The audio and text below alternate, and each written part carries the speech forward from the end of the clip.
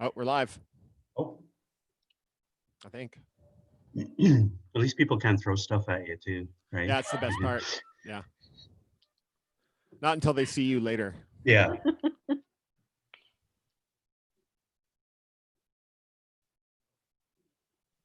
Oh, there it is. It's now live.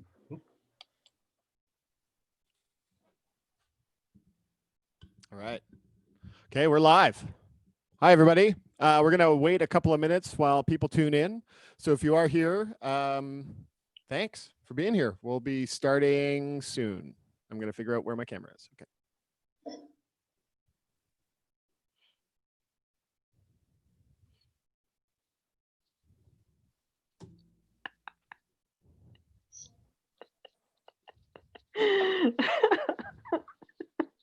Your smile's infectious.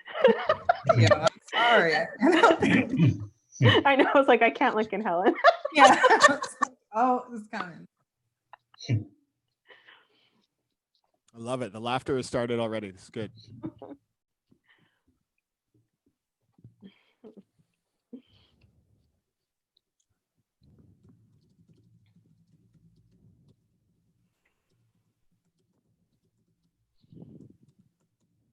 Helen, do you know a gentleman named Walter Knott? Is my uncle. Is he? Oh, okay. Yeah, he lives down there. Yeah, yeah. He's married to one of my cousins, Tumia. Yeah. Cool. Yeah. Small world. He works the 5 to 6 a.m. shift at our gate that we have at the beginning of, yeah. He's there with his dog every morning. Wave to him when I'm going out to get a coffee.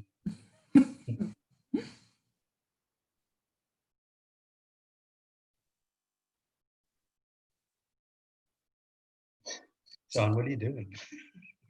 Waiting. Do we know if there's like a bunch of people staring at us? Yeah, they're just looking silently? at us. Yeah. Okay. Really interested about Tony's coffee and Yeah. Oh, can you see? Okay, it's okay to start. Here we go. Hello and welcome to the Vancouver Writers Fest's mini-Incite event, presented in partnership with the BC and Yukon Book Prizes, featuring shortlisted authors Francine Cunningham, Joseph Dandurand, and Helen Knott. My name is Sean Cranberry, and I am the Executive Director of the BC and Yukon Book Prizes, and I will be your guide tonight. To begin, the Vancouver Writers Fest would like to acknowledge that it carries out its work and this event tonight on the traditional, unceded, and ancestral territories of the Musqueam, Squamish, and Tsleil-Waututh people. We are grateful to be here and are cognizant of the history of these lands and the reconciliation work that many of us need to accomplish. I think that it's important to mention also that the BC and Yukon Book Prizes works to represent all published authors from BC and Yukon, which includes 198 Indigenous nations in BC and 14 Indigenous nations in the Yukon. We acknowledge and respect those nations and the great writers and storytellers that call those places home. And since it's 7 p.m. in Vancouver, I'd like to give a shout out to all the nurses, doctors, essential service providers in our communities who are working hard to keep everyone safe and healthy during the pandemic. The Vancouver Writers Fest would like to thank its Incite event partner, the Vancouver Public Library, and the Downtown Vancouver Business Improvement Association for their support. Thanks also to the government sponsors, the Government of Canada, the Government of British Columbia, the BC Arts Council, the City of Vancouver, and CMHC Granville Island.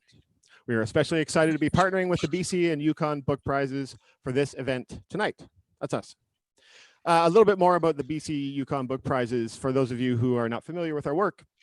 Our organization adjudicates and awards prizes for literary merit across 8 categories, including fiction, poetry, and our most recent prize, the Jim Diva Prize for Writing That Provokes, which is basically awarded to the author of the book that's most likely to incite a public disturbance, inspire readers to take action, or get stopped at the border by overzealous customs agents.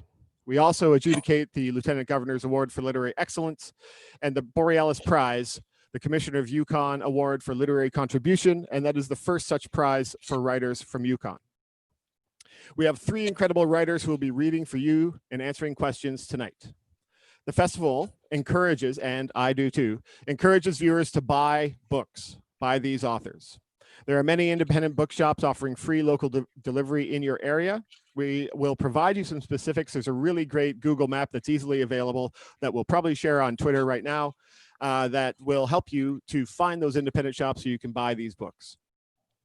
At the end of the event, if possible, please mention that the Vancouver Writers Festival has other online events. I'm saying things that I'm not supposed to be saying. Okay, moving on. We're just going to start. Let's just start. All right. We had a discussion, 3 authors and myself earlier on, about who wanted to go first, and it was not unanimous, but we're going to start with Helen Knott. Helen Knott, a 2019 RBC Taylor Prize emerging author, shares her deeply intimate and provocative memoir of intergenerational trauma and becoming in My Own Moccasins, a Memoir of Resilience from the University of Regina Press, which is nominated for the Hubert Evans Non-Fiction Prize. Over to you, Helen. Thank you. You can feel a mother's lament in her voice. The tone of her words penetrates the skin and hits bone. It hits something deeper than bone. It hits spirit. The chest feels as if someone is pushing on it with brute force, and that breath, that one breath, is a struggle to get in and out. Remorse shapes the sound, leaving her mouth, and it becomes a rough-edged, grief-filled symphony, a mixture of wailing and words that cannot be unheard. You wince. You attempt to display no signs of your internal reactions to the shame that gets caught in her throat. But every hesitation in her story proves that silence can be a tangible beast, as it forcibly pulls your head to a lowered position. You feel every struggled sentence as she speaks. Or maybe you have to be a mother to feel it. Or maybe you have to be a mother who once neglected her own to feel it. They almost lost me that time. I almost lost myself. I shivered as my sweat seeped through my clothing, damming the light that intruded into the darkness of the room. The pillowcase that hung in the window frame was pinned sideways, and the afternoon light came in across the room slanted, the same way that my world felt. Dust particles danced in the broken light. Laughter erupted from somewhere downstairs. The smell of stale cigarette smoke enveloped me. I clenched my eyes tightly, shifted, and moaned. My detoxing body had me contracting into a tight ball 1 minute and expanding like a starfish the next. The floor was covered in clothes, some mine, some his. The mattress was on the floor, my heaped up body on the mattress, my body pulled into itself. And I wondered, what would it be like to go through withdrawal somewhere pretty, somewhere clean?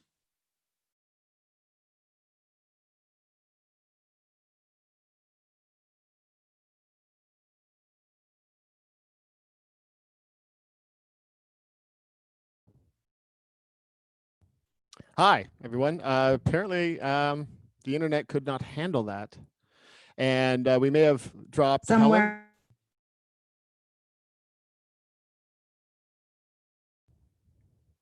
Or maybe not. Why don't we mute Helen and try and bring her back and move on to Joseph. Joseph, you ready? Ready for the action? All right. So while we wait for Helen and our lovely Lauren to fix some technical difficulties, let's move on and keep things going. Joseph A. Dandurand shares his insightful and sweeping poetry collection, Shlam, the Doctor, from Mawenzi House Publishers from Toronto, which follows the story of a Kwantlen man given the gift of healing. His collection has been shortlisted for the Dorothy Livesay Award for Poetry. Joseph? Am I going to freeze up too, or no? You're good. Good. I'm good. Oh, there's Helen. Hi, Helen. My bad. I don't know how long I froze, and I was just like yammering on. Okay, I'm ready to listen to Joseph. Oh, I want to hear the end. Have to buy the book, right? Hey, do I have to read from this book, or can I read? I don't think you have to read from that book. Okay, you can good. read whatever you want. Okay. Okay. Poetry, though, right? The phone book. No, I got a new children's book I'm plugging. Never. No, it's fine. This is from a new manuscript. Yeah, so hopefully I won't freeze. I'm just gonna sit here, I guess. I'm not frozen. Okay. What do I got? 5 minutes? No. Okay. This is called I Would Like to Thank You. To the nuns and the priest who abused me when I was 6, thank you for doing that to me. And if you'd like to see how I am, just look out your window as I pass by, because I know where you live, you old fuck. And to the sisters, I would like to thank you for toughening me up later in life. It was needed, and I shook off all comers, and I took the pain you gave me when you stepped on my 6-year-old brown hand and told me to be still and that God was watching me. And when I finally confronted that old fuck, I slapped him across the face, and in his eyes, I could see the lust he had for me those decades before. And now he weeps as the pain in his face changes, and I walk away still that little brown boy in need of comfort. And I know that I am who I am, and fuck you, abusers. You cannot have me. You cannot destroy me. I can do that all by myself, thank you. To the men who used me when I was 9 or 10, thank you for scarring me and giving me nightmares that, as they still haunt me here at 55 in my little office where I punch out poems to soothe the soul, where I can relive the torture of being touched by men. Thank you, and I will visit one day and go up to you, slap you, kick you, bite you, end you.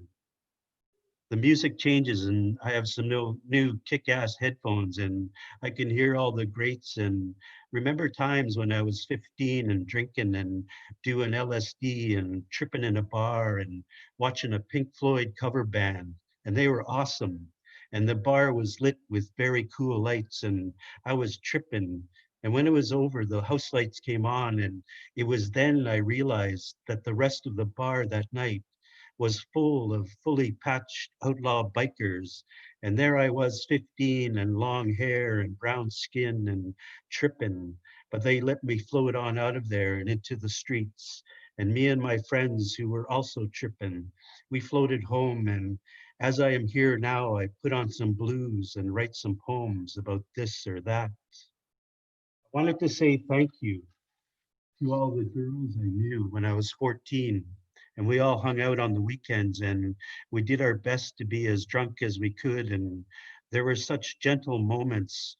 I remember being with a girl, and we made love and giggled as those around us were so wasted, and they puked and they pissed themselves. And we still conquered our teenage years with the best of them.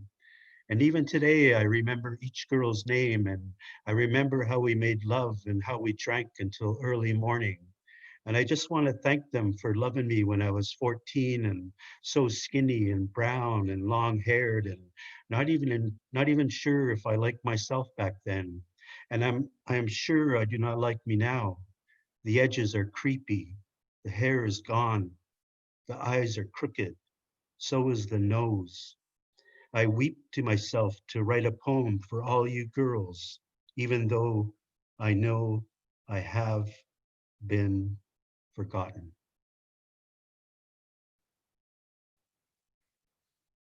And snap. Keep going, or That was beautiful. like that? Thank you, Joseph. Thank you. Sorry for the F-bomb. Hey, it's poetry. It's going to happen. Yeah. That's the Okay, title of my new book. F-bombs? No, it's not. Beautiful. That's a good Okay, one. let's go back to our friend Helen Knott. Helen, how's it going over there? Good. I don't think I'm going to freeze this time. All right. And I'm going to follow Joseph's lead because I don't want to read from this. And I'm just going to read a poem, which is not what I'm on here for, but I'm still going to read a poem. Awesome. Okay. He lives across a body of water. The ocean is a heart. I know that he is imagining a life with me in his mind's eye. We are in Spain at his cousin's wedding. He will laugh and clasp my hand. thumbing over empty flesh where he will one day want to put a ring. We are at the shore of the rocky island he calls home. He will reach for my swelling belly and smile with the thought of a child who will look like evidence that I have forgotten what my homeland looks like.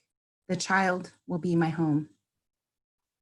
I will become of this world, become less of home, become less of sweet smelling smoke and rich brown soil, become less of prayer songs, less of mountains with gentle backs that carried my ancestors over their ridges, less of dark humored, inspired laughter that fills up the room because no one will have lived the context of my jokes. They will only see the pain. They will only hear the trauma. See that this is how I learned how to take up space that was once ours. It will be in a space that is no longer ours. I don't want to tell him these stories. Is in my blood. Fight my inherent urge. I want to pretend to be uncomplicated. Uncomplicated like the girls he knows. Not uncomplicated for his sake, but because I always wondered what it would feel like to be that way, to be unfettered privilege. And I pretend as if living across a body of water from territory will not separate me from my heart. The ocean is a heart. He has a heart, but it does not beat the same way as the land of my people. The drum has a heartbeat. The beat of the drum is home. Home is the place that has my heart. I do not tell him that no matter where I move, I will always have one foot tied to the rivers and mountains that know me by my name, that no matter where my body is, I will only ever be half there, that loving him will feel like a betrayal. Loving him will be like a loss. We Indigenous women have lost so much already, and I wonder if I could bear the loss of loving him, if the gain of that love outweighs the loss. If I sign a treaty with his blue eyes, will he know that it's a sacred contract? He will have to live up to his end, or he will only be repeating colonial circumstances. Another broken treaty. I could not live with that. I have already been living with that. I know women that have died from that. When my grandmother was a young woman, her skin dark like the sun had wrapped her in its embrace and named her love, she brought my grandfather home. His skin white like snow and his eyes blue like the ocean. The ocean is a heart. The chief came to the door of the house that they occupied and he pointed at his watch. No white men after 6 o'clock, he said. Grandpa would have to leave the Indian reservation. Grandma refused. The chief repeated himself, his voice a barrier, trying to separate the spectrum of their skin, place them on the side that they belonged. When my grandmother told me this story, she let her arm mimic the chief's falling body. I hit him, she said, and the hands of the clock did not separate them. The chief disappeared into the winter's darkness. The story is over. My grandpa's eyes held the ocean. The ocean is a heart. I lost a piece of mine when he was buried, and I've been looking for it ever since. Getchike. I remember things from long ago, and he tells me he reads articles about what I mention and attempt to understand me better. I do not tell him that the things I remember come to me by blood and bone that have mixed with soil with the lands of home, that there's no Wikipedia entry for Indigenous woman in a state of reclamation and remembering. The ocean is a heart. It is hard remembering the loss of home. The ocean is a heart. It's hard for these eyes to continue witnessing the continued loss of home. There is a body of water between us. And I wonder, blue eyes hold, are they full of the memory of loss, of land, of water, of a grandfather? Or will they be a home where I can forget what I remember from long ago? After all, it is so hard remembering. Bad, I ask myself. I have a daughter that does not remind me of home. A girl with unfettered privilege, just a girl has to be a girl. I can buy her freedom with my loss. is a heart. The waters will not come to sweep her away. The ocean is a heart. The streets that mark up my people's territory won't swallow her whole. There is a body of water between us. They will not thirst for the memory of her to be erased. And that's it. Sorry, I know that was kind of long. That was beautiful. And that was worth the technical difficulties of earlier. Thank you, Helen. Thank you. That was great. Okay, Francine Cunningham shares her debut poetry collection On Me from our friends at Kwantlen Press, a suite of emotive and powerful poems on her lived experience as an Indigenous woman, mental illness, and urban life. Her collection has been nominated for the Jim Diva Prize for Writing That Provokes. Francine, welcome. Thank you. Hi.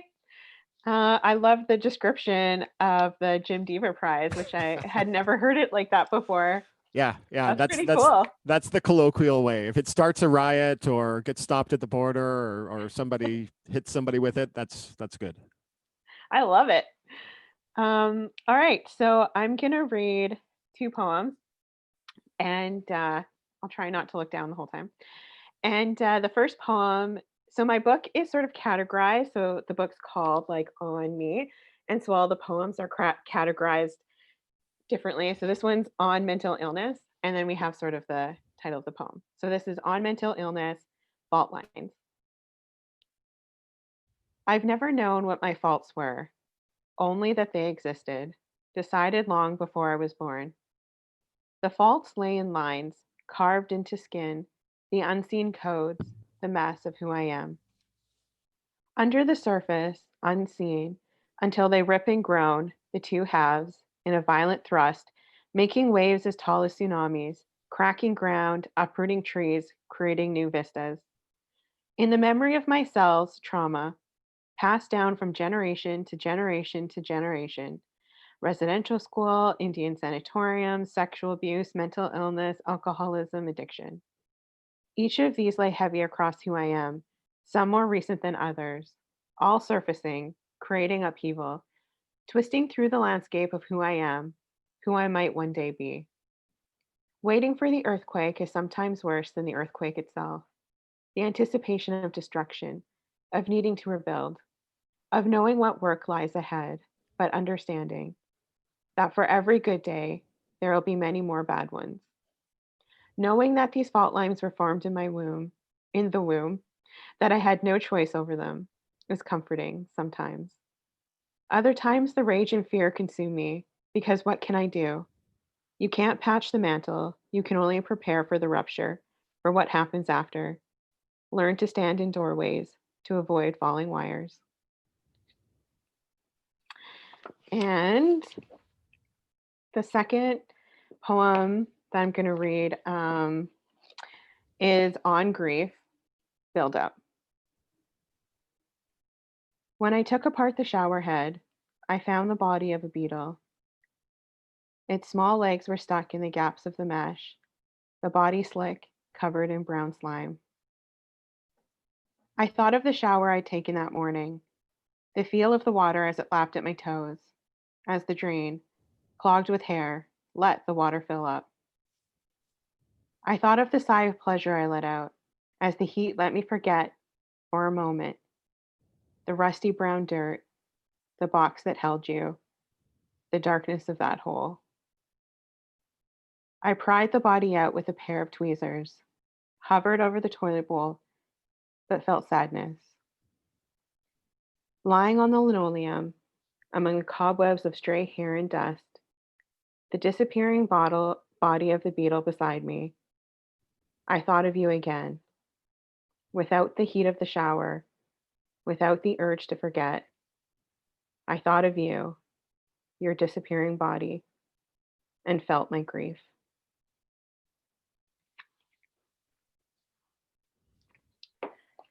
So That was great. Thank you. All right, 3 awesome readings, each very different. One half reading at the beginning there. But we have some questions from our loyal viewers and from people who posted questions ahead of time. And so what I'd like to do is ask, I'll direct each question to one of you, but I think a couple of these would be great to hear from all of you. So I'll start with Helen on this one. This is a question from Lee. What's your first memory of your words, written or spoken, making a difference in someone else's life? I don't think I was really aware of the power of words in a positive way, because I spent a lot of my youth partying and not really, I think at that time words were more just a crutch. I was about 21. I wrote a poem and I read it at a Sisters in Spirit vigil. And I remember going up and just being terrified because the poem also felt like it said a lot about me, because it did. It was a lot of things that I experienced and felt. And going up to the front, and I remember like shaking, and my hands were like shaking the paper, and I had to have someone stand beside me and put their arm on me because I was so nervous. But after doing that and having this conversation with people I didn't know within the room of who that spoke to, or it was something relative to them. And for me, that was that space of freedom that words allow, where you can relate to other people and be yourself and relate in humanness. I think that's the one that comes to my mind. Yeah, that's amazing. Joseph, how about you? What was the question? So the question, yeah, you got hypnotized by I the didn't know answer. there's going to be a test. Yeah, sorry. Yeah, I should have sent it. It's open book. It's fine. Okay. What's the first memory of your words, written or spoken, making a difference in someone else's life? Someone else's life. Wow. I think it was just this past year. I did some work with grade 4s, and I gave them a title, and they would have to write a poem called 1 Year, and it was just an amazing process. And then we actually did a reading together, like these 20 grade 4 kids and myself in a cafe, and yeah, it was quite cool. Yeah, it was really that. I'm not quite sure if I have any examples of my work changing other people's lives, but to just give these kids the opportunity that it's okay to write and express themselves. Yeah, that was really, really cool. Yeah, yeah, that sounds awesome. They all like see me in the hallway and say, "Hey, Mr. Joseph," and it's like, "Oh, right on." And it's like, "Oh, cute." Yeah. So that was a good experience. They'll remember that for their lives, man. Yeah, because like when I always considered myself a poet and a playwright, but then I was the storyteller in residence at the Vancouver Public Library 2 years ago, and when I first got my name tag, I don't know if I told you the story. It said my name, Joseph Dandurand, and then it was like FN storyteller, like First Nation storyteller. I was like, "Oh, that's me, man. I'm an effing storyteller." Yeah. So, and then ever since I took on that title of storyteller, I've just been in the schools, and yeah, I really enjoy doing that stuff, teaching kids how to appreciate poetry and stories. Yeah, but I'm an effing storyteller. Yeah, you're an effing storyteller, I'm man. an effing storyteller. Beautiful. Did that answer the question? It did. Okay. Sure. Yeah. Do I get a gold star, or are we getting prizes? Or I've got an email coming to you with a gold star attachment. Oh, right on. Francine, how about you? What was a time when your words you saw them mean something to someone? Well, I can talk about my book launch in Toronto in October. So I read, and I mean, I was so nervous that I wasn't even totally aware of what I was saying. But I read, but then afterwards there was sort of like the line of people that come up to talk to you after and get their stuff. And there was just this woman who was just like in like just full tears, and we sort of just hugged each other for a really long time. And she just, like, one of the poems in particular about my mom, just it hit her so hard. And it was just really beautiful to sort of just like hold that space with her and like let her sort of cry out what she needed to cry out. And then she reached out to me afterwards, and she had actually written something of her own experience, and she had never written before.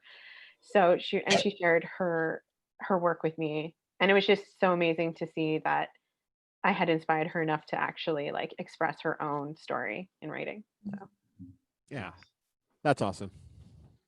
We have another question here from Maya. How important is it to you to bring your story into the world for others to read? What is it that you want the reader to be left with and think about after reading your book? So that's two questions. But Helen, how do you approach that type of question? So I come to know, like, I guess, like a part of my purpose in this world through something that my auntie told me. So I was trying to explain to her what I do and looking for language in our language. And she said Yachikinesji, which was in that poem, is I remember things from long ago. So seeing myself as a living memory keeper. And that's the purpose of my writing. And I feel like that in tandem with my other purpose, which is like healing and processing and kind of moving through these things. So pairing it with that, that's how I just see how I fulfill my work in this like very human plane, is through writing. And I hope that people take away, if they can relate to it, then being able to. At the same time, with my book, in My Own Moccasins, when I talk with people, and some people, they can't relate because they haven't been through that. And I'm like, that's good. Like, I'm actually happy when I meet other people who are like, I don't get that because that wasn't my upbringing. I'm like, that's awesome. That means that there's like work that's being done and change that's happening. But yeah, just if not some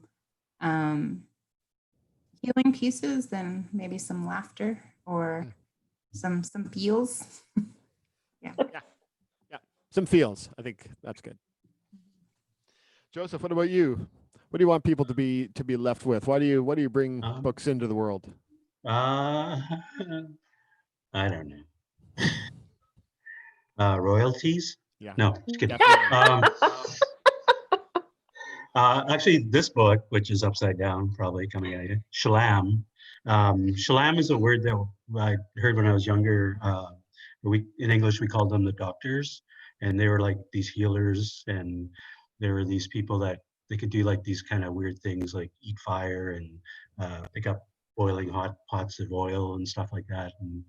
And so in this book of poetry, I had this idea of the main character who's a Shalam.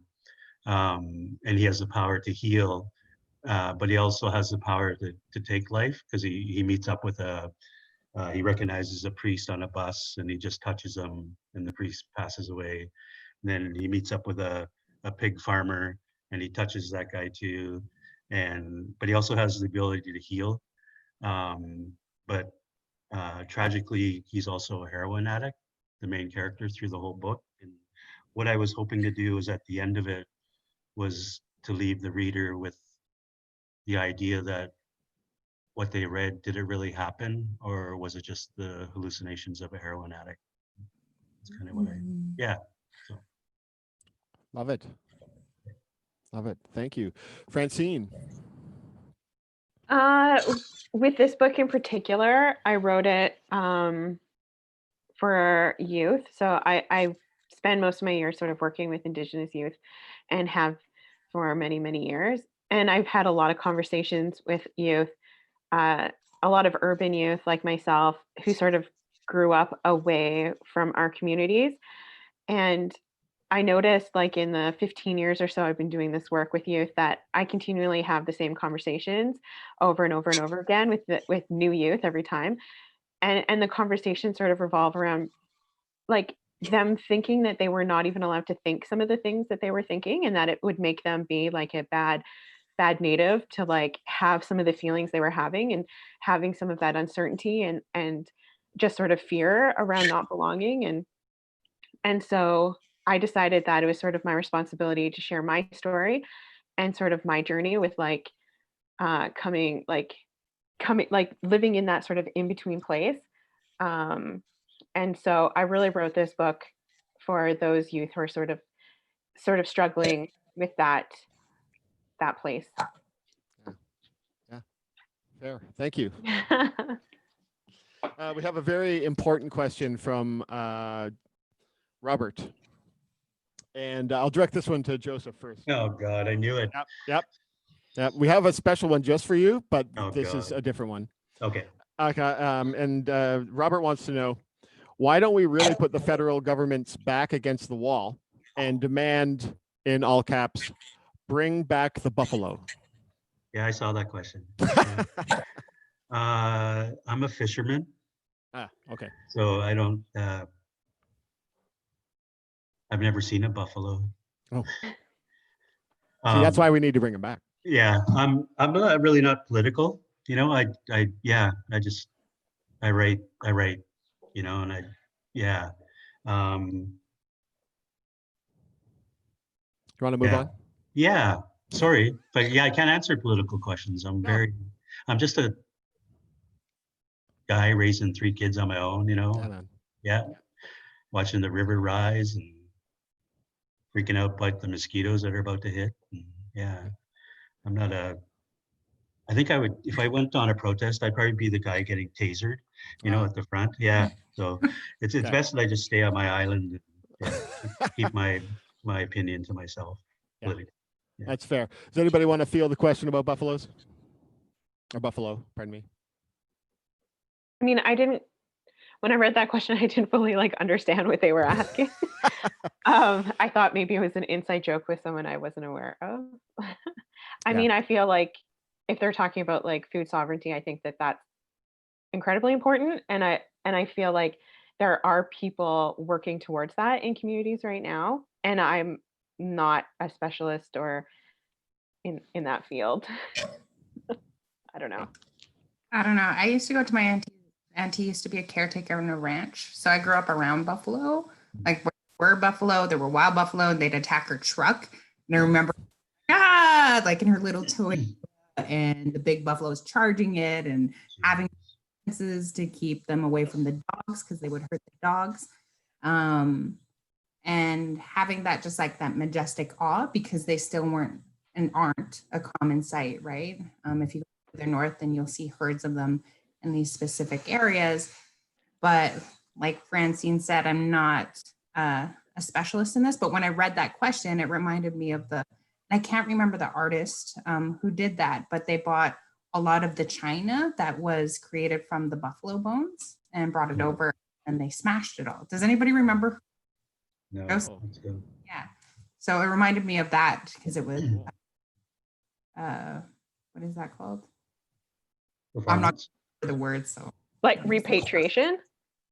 Something like that, yeah. Yeah. Beautiful. All right. This one is directed towards Francine, but I'm going to stretch it out a little bit. But Francine, this is from Rosemary. What drew you to write poetry, and how do you edit your poetry? Let's do. I was contemplating those questions earlier today. Okay, so in terms of editing, I'll start with the editing first.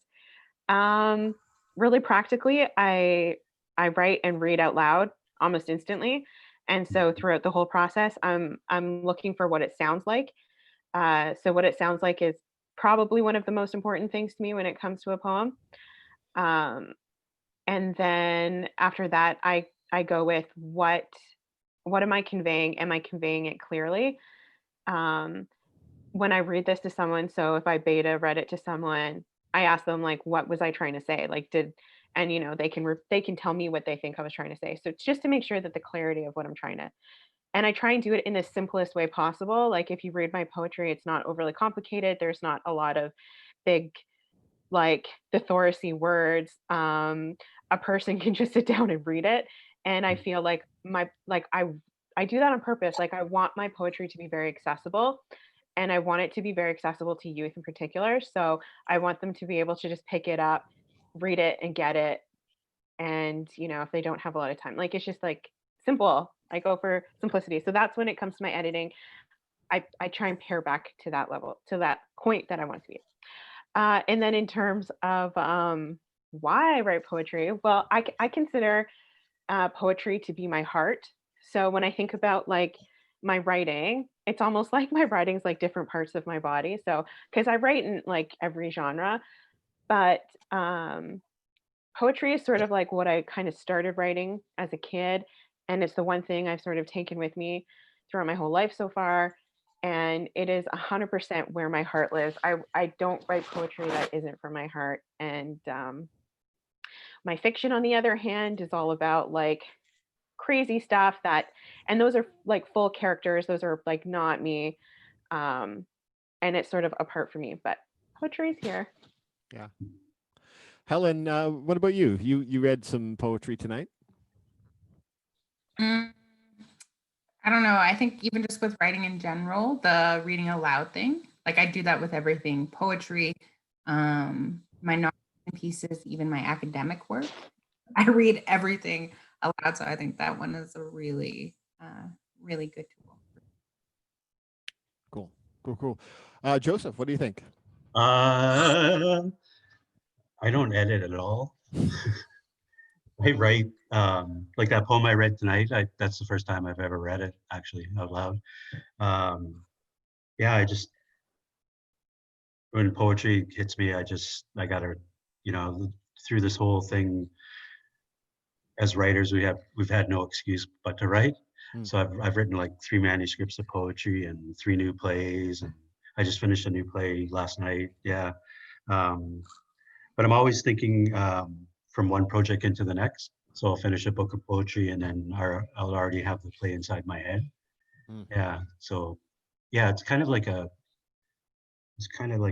tragic gift that someone's given me of being able to write. Yeah, it's scary sometimes because it's just me, right? I mean, you guys are there, but there's nobody else here. Yeah, it's a lonely life, but I like it. Oh, you're making us all look bad with this productivity. I know, right? For the other artistic people who are listening, who are like, oh, yeah, my productivity has been one drop of that. Yeah, but now even like when I finished that play last night, like today, I'm just like burnt out. And, yeah, I'm taking a break. And doing all these readings and stuff. We are approaching the time when maybe there's going to be a Q&A. What does our official person think about that? A live Q&A, I mean. I was like, we've been answering questions. Yeah, sorry. What have I been doing? There are not any live questions. Yep. See, you scared everybody away with that whole productivity thing. People are like, nope, I'm out. They're sitting down and writing. Yeah. Trying to catch up. Well, I guess, Tony, or Joseph, I should ask you the question from Carlos, which is, how will eagles... Is that about fishing or something? How will eagles know that the true fishermen of the Stolo have returned? Yeah, I didn't. Does he mean poachers or? I have no idea. I thought this was a secret code. No, I got friends who are poachers. Yeah. Last year was the worst fishing season I've ever seen in my lifetime. I caught like 2 sockeye, and this year's is going to be worse. They're not letting us fish till maybe August, if that. Yeah, because we usually catch springs this time of year and we're not allowed. They're in trouble. Everything's in trouble. Yeah. I didn't quite understand that, what he meant by the true Stalo. Yeah, I don't know. Yeah. Okay. Yeah. Well, we'll leave it as an open question. Okay. Yeah. Francine, Joseph, Helen, thank you so much for taking the time to do this with us today. And thank you to our friends at the Vancouver Writers Festival and, for putting this on, for making Incite such a cool thing. And for all of you who are out there who are still with us and aren't busy writing 3 plays and 2 novels and several books of poetry, please go and buy these books. And one day in the future, when we can gather together in the same room and celebrate great writing, maybe you get those books signed. Yeah. Or something, right? Yay. Yeah. Yay. Thank you all so much. Thanks, Sean. See you guys Nice around. meeting you. Yeah. Nice meeting you guys. Okay. Yeah, you too. Yeah, we'll see you. Bye. Thank you, Bye. my own. Bye, Helen. Bye.